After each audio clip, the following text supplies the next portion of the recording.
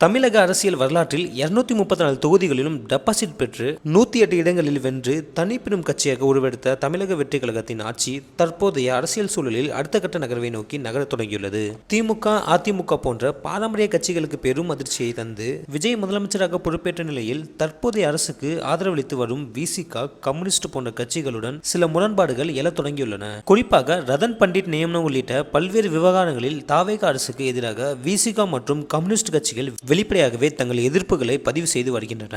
அதிமுக, திமுக ஆகிய இரு பெரும் கட்சிகளும் கடுமையான தேர்தல் பின்னடைவை சந்தித்துள்ள நிலையில் தாவேக அரசு தனது பெரும்பான்மையை பலப்படுத்திக் கொள்ள மாற்று வழிகளை யோசிக்க தொடங்கியுள்ளது. சட்டமன்றத்தில் தலா 2 எம்எல்ஏக்களை மட்டும் வைத்துக் கொண்டுள்ள கம்யூனிஸ்ட் கட்சிகளின் வெளி ஆதரவை நம்பியிருப்பதை விட 4 எம்எல்ஏக்கள் கைவசம் வைத்துள்ள பாமகவை ஆதரிப்பது அரசியல் ரீதியாக பலம் சேர்க்கும் என பனையூர் வட்டாரங்கள் கணக்கு போடுகின்றன.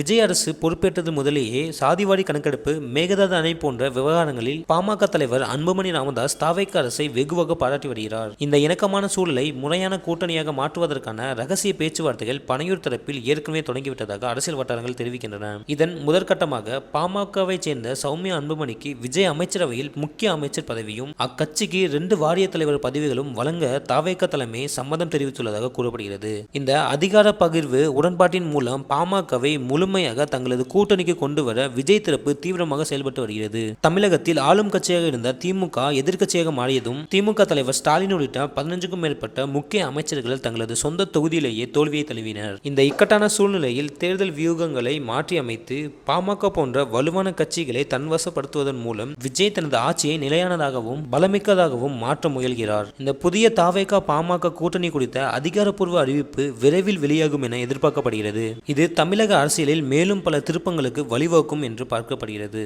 முதல்வர் விஜய் மற்றும் பாமக தலைவர் அன்புமணி செயல்பாடுகளை பற்றி உங்களோட கருத்துக்களை கீழே மறக்காம கமெண்ட்ல சொல்லுங்க. இது போன்ற செய்திகளை உடனுக்குடன் தெரிந்து கொள்ள நம்ம ட்ரெண்ட்ஸ் டுடே சேனலை சப்ஸ்கிரைப் பண்ணுங்க.